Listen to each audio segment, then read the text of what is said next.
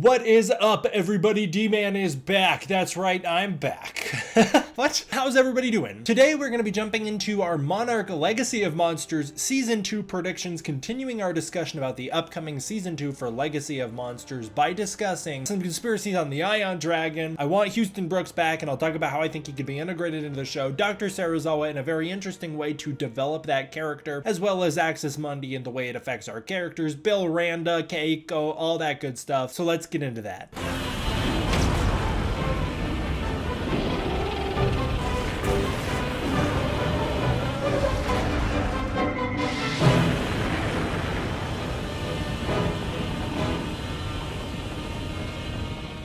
Hey, before we get into the video, I just want to say, I'm sorry, Keiko. I'm sorry. Your boyfriend has been leaving comments on my videos for weeks now, and I've only just noticed them recently. He's been telling me time and time again that I need to start pronouncing your name correctly, based on the character's name in the show. I just say her name the way that, like, the US cast says her name in the show. I understand that apparently my pronunciation is totally off, so Keiko. I'm gonna do better to pronounce it Keiko. I might still pronounce it Keiko, just because it's kind of like a force of habit at this point, but I tried to get the Japanese names right. I try.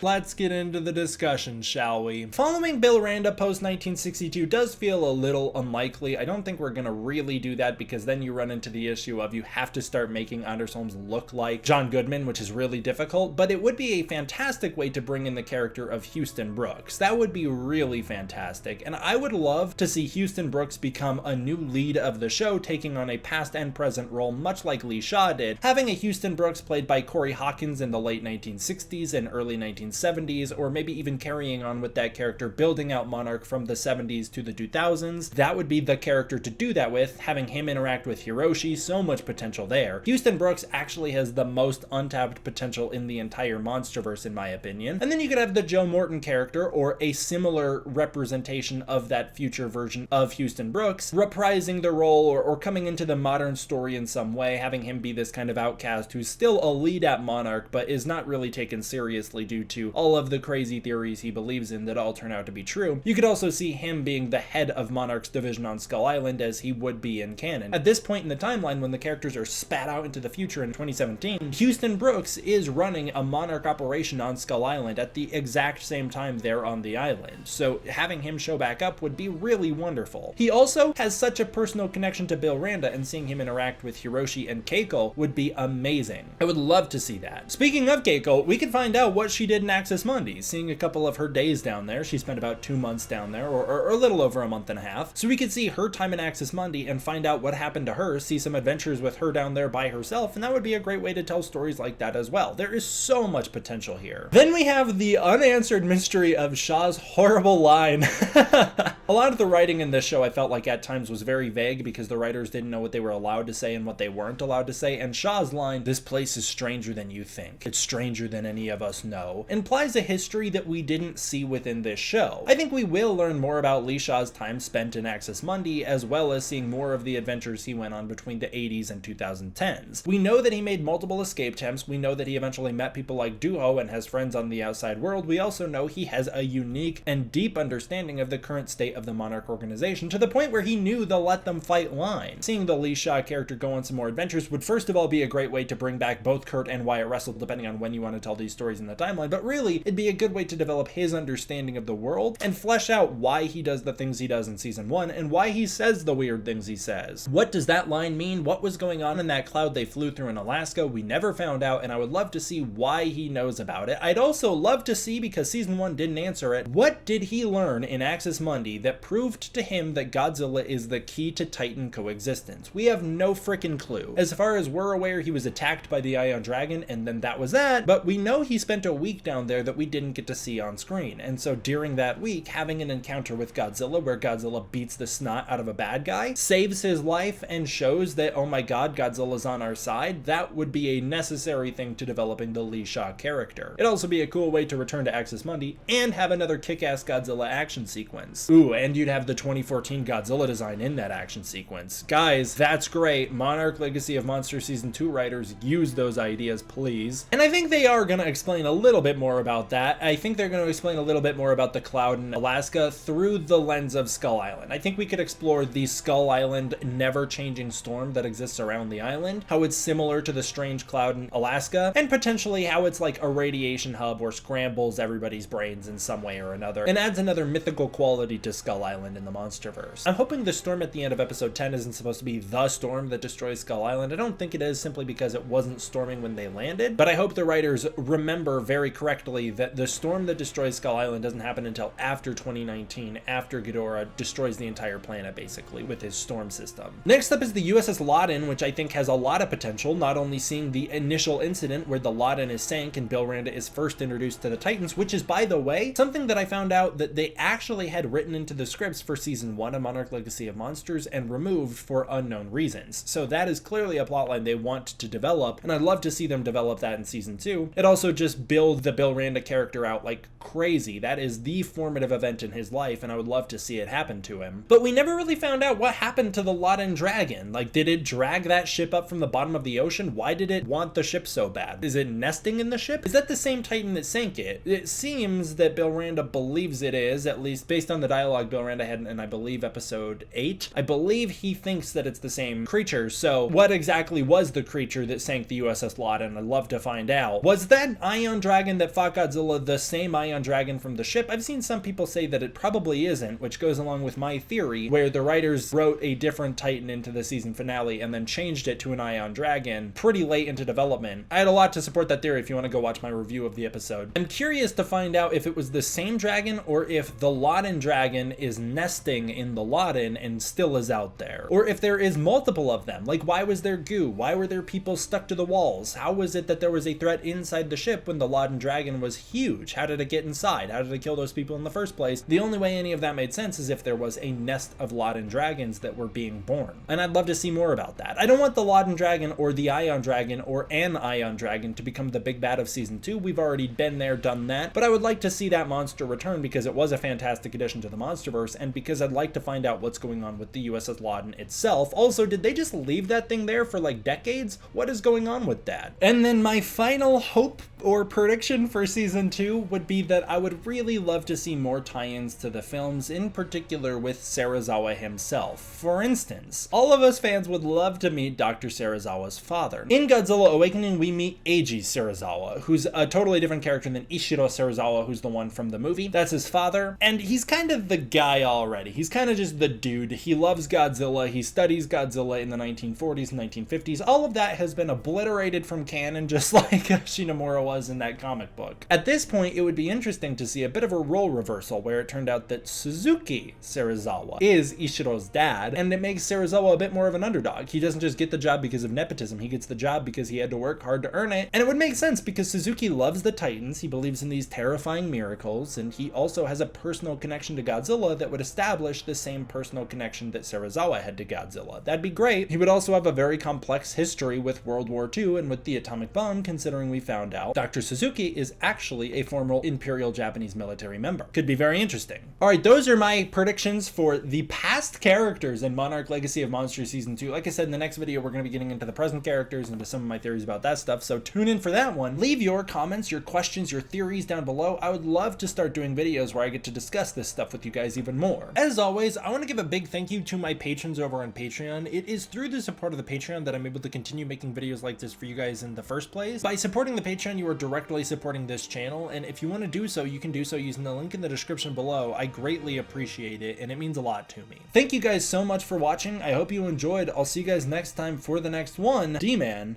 out.